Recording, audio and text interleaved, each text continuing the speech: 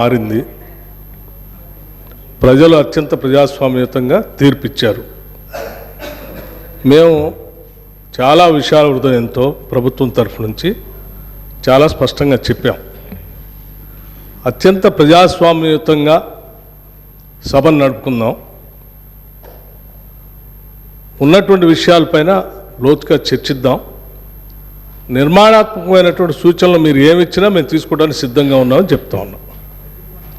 మొట్టమొదటి సమావేశం మొట్టమొదటి రోజు వారు గవర్నర్ ప్రసంగం మీద ధన్యవాదాలు చెప్పే తీర్మానంలో కొంత పెద్ద మనసుతో ఈ ప్రభుత్వం చెప్పినటువంటి మాటలను స్వాగతిస్తున్నామనో లేకపోతే అదే రీతిలో మనం ముందుకు పోదామనో అలా చెప్పుకుంటూ సభ నడిపించడం కోసం ప్రయత్నం చేయాలి. కానీ మొదలు పెట్టడమే వారు అసలు ఒక దాడి మొదలుపెట్టినట్టు మొదలు పెడితే ప్రభుత్వానికి తప్పనిసరి పరిస్థితిలో మీకు మేము అనుకున్నటువంటి ప్రజాస్వామ్యయుత సభ నడిపేదానికంటే మీకు సమాధానం చెప్పే కార్యక్రమంలో ఆ స్ఫూర్తి కూడా దెబ్బతినేటట్టుగా వారు మాట్లాడుతున్నారు. అది కరెక్ట్ కాదు. దయచేసి మీరు ఏం చేశారనుకుంటున్నారో చెప్పండి, మేము ఏం చేయాలనుకుంటున్నారో చెప్పండి. దాని ద్వారా రాష్ట్రానికి ఏమైనా చేద్దామనేటువంటి ఆలోచన ఉండాలి తప్ప మీరున్న టైంలో గంజి సెంటర్లు ఉన్నాయి, మీరున్న టైంలో అసలు నీళ్ళు ఏడలేవండి. ఆర్డబ్ల్యూఎస్ పథకం ద్వారా మొత్తం రాష్ట్రంలో దాదాపు 70 నుంచి 80% నీళ్ళు ఇచ్చారు. మా ఆదిలాబాద్ నుంచి నేను ఖమ్మం వరకు చెప్తాను, నేను ప్రతి ఊరితో సహా లెక్కలతో సహా చెప్తాను. చివరి గోండుగూడల్లో కూడా మీరు చెప్పినటువంటి ఆర్డబ్ల్యూఎస్ దాదాపు 43,000 కోట్ల రూపాయలతో ఖర్చు పెట్టారు. ఏడాది ఒక్క గ్రామంలో నీళ్ళు వస్తున్నాయండి. ఇప్పటికి కూడా ఐటీడీ నీళ్ళే తాగుతూ ఉన్నాం, వేసినటువంటి బోర్లు బావిలో నుంచి నీళ్ళు తాగుతున్నామని చెప్తా ఉన్నారు. మరి పెద్ద గొప్పగా చేసినట్టు చెప్తున్నారు. మీరు వచ్చిన తర్వాతనే నల్గొండలో నీళ్ళు వచ్చినాయి, అంతకుముందు నల్గొండలో నీళ్ళు రాలేదా? ఫ్లోరోసిస్ ఎరాడికేషన్ కాలేదా? మీరు వచ్చిన తర్వాత జరిగిందా? మీకంటే ముందే జరిగింది. మీరు ఇంకా కట్టినటువంటి ఆర్డబ్ల్యూఎస్ పథకం కింద కట్టినటువంటి సంస్థల్ని వ్యవస్థల్ని ఆస్తుల్ని అన్నింటినీ కూడా ధ్వంసం చేసి తాళాలు వేసి పనికి రాకుండా చేశారు. వాటి మీద కూడా లెక్కలతో మేము బయటకు తీస్తాం, రివ్యూ చేస్తాం. అధ్యక్ష దయచేసి మీరు చెప్పండి. ఎస్, మీరు 10 ఏళ్ళు పాలన చేశారు, ప్రజలు తీర్పిచ్చారు.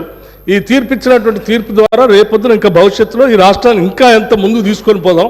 మీరు ఏదైనా ఉంటే సూచనలు చేయండి. మీరు వినటానికి సిద్ధంగా ఉన్నాం, అమలు చేయడానికి కూడా సిద్ధంగా ఉన్నాం. Thank you. గౌరవ కేటీఆర్ గారు. అధ్యక్ష, సబ్జెక్టే మాట్లాడుతున్నా సార్. నేను ఆ గవర్నర్ ప్రసంగంలో ఏం చెప్పినా దానికే సమాధానం చెప్తున్నా. 10 ఏళ్ళు విధ్వంసం జరిగింది అన్నారు. మరి 10 ఏళ్ళ విధ్వంసం గురించి మాట్లాడితే 55 ఏళ్ళ విధ్వంసం గురించి మాట్లాడాలన్నా వద్దా? 55 ఏళ్ళు కాంగ్రెస్ పరిపాలనలో చేసిన జీవన విధ్వంసం చెప్పాలి. ఇప్పుడు గౌరవ సభ్యులు రామ్మోహన్ రెడ్డి గారు మాట్లాడుతూ రాజశేఖర రెడ్డి గారి పేరు తీసుకున్నారు, గత ముఖ్యమంత్రుల పేర్లు తీసుకున్నారు. పొన్నం ప్రభాకర్ గారేమో ఆంధ్రప్రదేశ్ చరిత్ర మాట్లాడొద్దంటారు. మరి రామ్మోహన్ రెడ్డి గారేమో గతంలో ఉన్న ఆంధ్ర ముఖ్యమంత్రుల పేర్లు తీసుకున్నారు. పేర్లు తీసుకున్నప్పుడు చెప్పకపోతే ఎట్లా అధ్యక్ష? వాస్తవాలు చెప్పాలి, చరిత్ర చెప్పాలి, అర్థం చూపెట్టాలి కదా సార్. 55 ఏళ్ళు పరిపాలించే అవకాశం ఇచ్చినప్పుడు సాగునీరు ఇవ్వలేని అసమర్థులు, తాగునీరు ఇవ్వలేని అసమర్థులు, కరెంట్ ఇవ్వలేని అసమర్థులు, వాళ్ళ అసమర్థత గురించి చెప్తే ఉలికిపడ్డం ఎందుకు అధ్యక్ష? ఇంకొక మాట కూడా నేను విజ్ఞప్తి చేస్తా ఉన్నా. ఇది మొదటి రోజు అధ్యక్ష. మొదటి రోజే ఇంత ఉలికిపడితే ఎట్లా అధ్యక్ష? మొదటి రోజు ఇంత భయపడితే ఎట్లా? ఒక్కొక్క మంత్రి గారు లేసి అప్పుడే ఉలికిపడి మాట్లాడుతున్నారు. అంత భయం ఎందుకు సార్? అధ్యక్ష, నిర్మాణాత్మక సూచనలు చేయాలన్నారు భట్టి గారు, వి వెల్కమ్ ఇట్. కానీ మీరు నిర్మాణాత్మకమైన గవర్నర్ ప్రసంగం ఉంటే, విధ్వంసంగా ఉండకపోతే వాస్తవాలు చెప్తే మేము కూడా వాస్తవాలు చెప్పేటోళ్ళం. మా అధ్యక్షుడు స్పష్టంగా చెప్పారు, కొత్త ప్రభుత్వం వచ్చింది, తొందరపడకండి, ఒక 3 నెలలు సమయం ఇద్దాం, అట్రఫ్లాప్ అవుతారు ఎట్లాగూ, కానీ 3 నెలలు సమయం ఇద్దాం. ఎందుకంటే అధ్యక్ష చాలా చెప్తా, అవి కూడా చెప్తా. పాపం వాళ్ళ సభ్యుడే వాళ్ళని నిరికిస్తాడు. అధ్యక్ష, ఒక్క మాటలో చెప్పాలంటే తెలంగాణలో అధ్యక్ష, ఒక్క మాటలో చెప్పాలంటే ఏంది అధ్యక్ష కాంగ్రెస్ పరిపాలన? బొంబాయి, బొగ్గుబాయి, దుబాయ్. ఆనాడు ఇదే కదా అధ్యక్ష. మొత్తం ప్రజలు వలసలు పోయే దుస్థితి, రైతులు మొగులు దిక్కు చేసే దుస్థితి, మొత్తంగా ఆఖరికి ఇవాళ అక్కడ కూర్చున్న ముఖ్యమంత్రి గారి సొంత జిల్లాలోనే గంజి కేంద్రాలు అధ్యక్ష. ఇందిరమ్మ రాజ్యం అంటే గంజి కేంద్రాలు, ఆకలి సావులు, ఎన్కౌంటర్లు తప్ప ఏముండే అధ్యక్ష? ఇది గొప్పగా చెప్తున్నారు అధ్యక్ష. ఆ రోజుల్లో ప్రాజెక్టులు కట్టకున్నా, పైసలు తరలించకపోయిన ఆంధ్రాకి మౌనంగా మంగళహారతులు పట్టింది తెలంగాణ కాంగ్రెస్ నాయకులు కాదా అధ్యక్ష? ఆనాడు మేము రాజీనామాలు చేస్తుంటే, గొంతు చించుకుంటుంటే, పేగులు దిగేదాకా కొట్లాడుతుంటే, పదవుల కోసం పెదవులు మూసుకున్నది ఎవరు అధ్యక్ష? ఇలా బాగా మాట్లాడుతున్నారు. అధ్యక్ష ఇంకొక మాట చెప్తా ఉన్నా, ఇదే శాసనసభ అధ్యక్ష తెలంగాణ పదం నిషేధిస్తే ఒక్క కాంగ్రెస్ నాయకుడు మాట్లాడిండే అధ్యక్ష. ఇదే శాసనసభలో అధ్యక్ష అక్కడ కూర్చున్న ముఖ్యమంత్రి కిరణ్ కుమార్ రెడ్డి గారు మా హరీష్ రావు గారు లేచి మాకు నిధులు ఇవ్వరా అని అడిగితే ఒక్క పైసా ఇయ్యా ఏం చేసుకుంటావో చేసుకోపో అన్నప్పుడు ఒక్క కాంగ్రెస్ నాయకుడు మాట్లాడిండా సార్? ఇలా బాగా మాట్లాడుతున్నారు. పదవుల కోసం పెదవులు మూసిన చరిత్ర ఖచ్చితంగా తెలంగాణ కాంగ్రెస్ నాయకులదే. అందులో రెండో అభిప్రాయం కూడా అవసరం లేదు అధ్యక్ష. అధ్యక్ష ఐఎమ్ నాట్ ఈల్డింగ్ సార్, ఎందుకంటే మీరు నాకు రెస్క్యూకి రావాలా. మేము ప్రధాన ప్రతిపక్షం 39 మంది ఉన్నాం ఇక్కడ. మాటికి ఒక్కసారి ఇంటర్ఫియర్ చేస్తే మాకు కూడా సమయం ఇవ్వాలా, మీరు మాకు కూడా 4 సభ్యులకు మాట్లాడే అవకాశం ఇవ్వండి. మాటికి మంత్రి గారు చెప్పడం ఏంటండి? సమాధానం చెప్పలేరా అధ్యక్ష? అంత భయం ఎందుకు? సమాధానం చెప్పలేరా అధ్యక్ష? సమాధానం చెప్పలేరా సార్? వీళ్ళు తర్వాత చెప్పమనండి సార్, మా రిప్లై అయిపోయిన చెప్పమనండి అధ్యక్ష. గౌరవ సభ్యులు అధ్యక్ష సార్ ఇది ఎందుకంటే వెంకన్న ఒక్క నిమిషం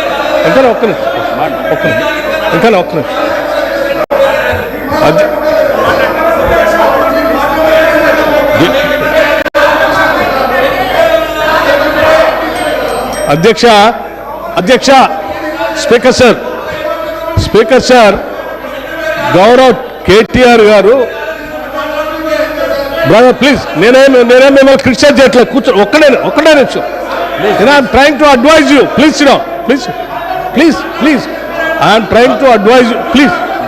నేనేం మిమ్మల్ని క్రిటిసైజ్ చేయట్లేదు, దయచేసి ఒక్క నిమిషం.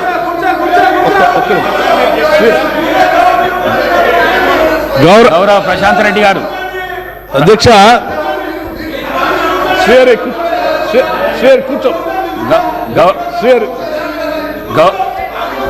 అధ్యక్ష ఒకటే నిమిషం.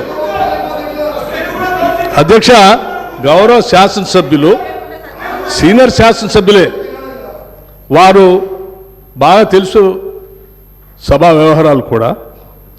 మనం గతంలో కూడా ఈ విషయాన్ని చర్చించాము అధ్యక్ష. గత 55 ఏళ్ళలో మీరు ఏం చేశారు అని పదే మాట్లాడుతూ ఉన్నారు. ఇంతలో కూడా మాట్లాడారు. నేనేం చెప్తా ఉన్నానంటే ఆ 55 ఏళ్ళు ఉమ్మడి రాష్ట్రంలో పాలన దానికంటే బాగా చేసుకోవచ్చనే అది వద్దనుకొని మనం ప్రత్యేక రాష్ట్రం తెచ్చుకున్నాం.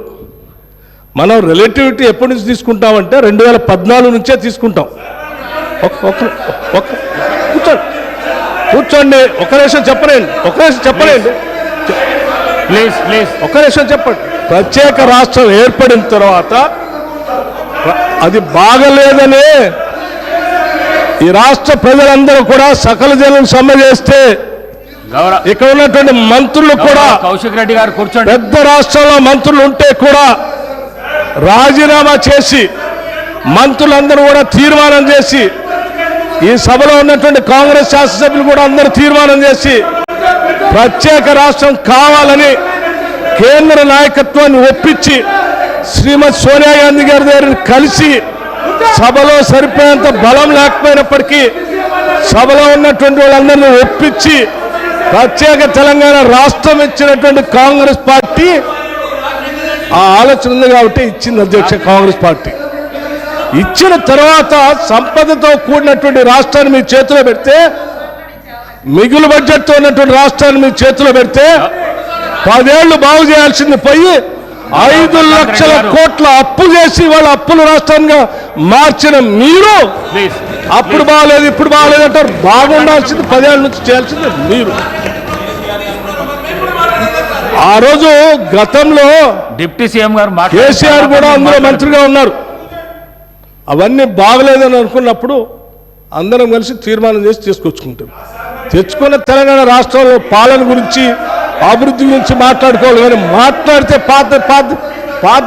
పాత మాట్లాడుకుంటే మాట్లాడే వీళ్ళందరూ రాజీనామా ఎందుకు చేస్తా అన్నారు, పార్లమెంట్లో వాళ్ళందరూ కొట్లాడుతా అన్నారు, వాళ్ళందరూ పెప్పర్ స్ప్రే తింటారు, మిగతా వాళ్ళందరూ రాజీనామా చేస్తారు. అది బాగాలేదని కదా తెచ్చుకున్న దాంట్లో మీరెంత బాగా చేశారో చెప్పాలి. కానీ ఏం చేశారు? పట్టుమని ఏమైనా గోదావరిలో ఒక చుక్క నీళ్లు తెచ్చారా? కృష్ణానదిలో ఒక చుక్క నీళ్లు తెచ్చారా? ఏం చేయలేదు కదా. లక్షల కోట్లు వృధా చేశారు. కానీ ఒక్క ఎకరానికైనా అదనంగా ఆయకట్టు నీళ్ళు ఇచ్చారా? ఒక్కడికైనా ఉద్యోగాలు ఇచ్చారా? ఒక్కడికైనా ఒక ఇందిరా ఇల్లు ఇచ్చారా? ఒక్కడికైనా ఏదైనా చేశారా ఈ రాష్ట్రంలో? ఏమి లేదు. అది చెప్పండి. మేము చెప్పింది అదే. ధనంతో కూడిన సంపత్తో కూడిన తెలంగాణ రాష్ట్రం ఇస్తే 10 ఏళ్ళు విధ్వంసం చేశారు. ఇవాళ విధ్వంసం చేయడం కాదు, స్వేచ్ఛ లేకుండా చేశారు. ఇవాళనే వాళ్ళకి స్వేచ్ఛ వచ్చినట్టు తీర్పిచ్చారని చెప్పాం. దాని గురించి మాట్లాడిన 10 ఏళ్ళ నుంచి. గౌరవ కేటీఆర్. అధ్యక్ష, మా బట్టన్న కూడా ఇంత ఆవేశపడతాడు అనుకోలేదు అధ్యక్ష. ఎందుకంటే వారికి వాస్తవాలు తెలిసి కూడా ఇంత ఆవేశపడి అధ్యక్ష గావు కేకలతో పెడబొబ్బలతో నోటికి గొంతు పెంచి అరిస్తే, గొంతు పెంచి దాడి చేస్తే, మందబలంతో శాసిస్తాననుకుంటే వాస్తవాలు కాకుండా పోవు సార్. పాలమూరులో గంజి కేంద్రాలు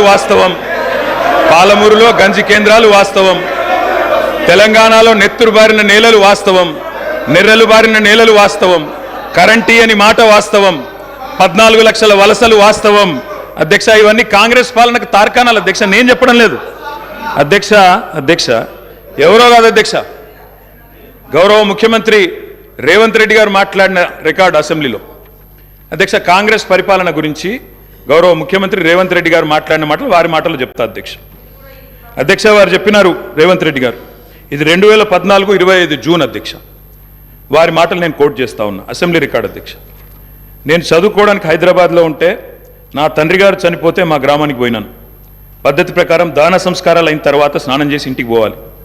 ఎండాకాలం వస్తే ఏ బావిలో కూడా రోజుల తరబడి ఈత కొట్టినామో ఆ బావి ఎండిపోయింది. బోర్ దగ్గర పోయి స్నానం చేద్దాం అనుకుంటే కరెంట్ లేదు. నాకున్న పరిచయాలతో కరెంటే ఇస్తే బోర్ల నుంచి నీళ్ళు వస్తలేవు. స్నానం చేయవలసిన సమయంలో నెత్తి మీద నీళ్లు చల్లుకొని ఇంటికి వచ్చినాం అధ్యక్ష. తెలంగాణ ప్రాంతం నిర్లక్ష్యం కావడానికి కారణం కాంగ్రెస్ పాలకులన్న విషయం ఇప్పుడు అర్థమైంది అధ్యక్ష. ఇది నేను కాదు అధ్యక్ష, రేవంత్ రెడ్డి గారు చెప్పిన మాట. మీ ముఖ్యమంత్రి గారే చెప్పినారు అధ్యక్ష, నేను చెప్పడం కాదు. నేనేమంటున్నా అధ్యక్ష, మీరు దాచేస్తే దాగని సత్యాలు చరిత్ర అధ్యక్ష. ఇట్లా నిమిషానికి ఒకసారి ఇంటరప్ట్ చేస్తే ఎట్లా అధ్యక్ష? ఇంత ఆవేశం ఎందుకు? బట్టన్నా అధ్యక్ష, ముఖ్యమంత్రి గారు మాట్లాడతారు తర్వాత, మీకెందుకు బాధ? బట్టి గారు ఇంత బాధపడితే కష్టం. ఇందిరమ్మ పాలన గురించి రేవంత్ రెడ్డి గారు చెప్పిన మాట ఇది. ఇంకా చాలా ఉన్నాయి రేవంత్ రెడ్డి గారు చెప్పిన మాటలు, చెప్పమని చెప్తా అధ్యక్ష. This is not right sir అధ్యక్ష, you have to come to my rescue. This is not right అధ్యక్ష. ఇదేం అధ్యక్ష? సీఎం గారు సమాధానం చెప్తారు అధ్యక్ష. గౌరవ కేటీఆర్ గారు ఎన్నిసార్లు ఇస్తారు సార్? మరి మేము కూడా లెక్క చూడాలా? డిప్యూటీ సీఎం 39 మందికి అధ్యక్ష, మనం తెలంగాణ రాష్ట్ర శాసనసభలో మాట్లాడుతూ ఉన్నాం.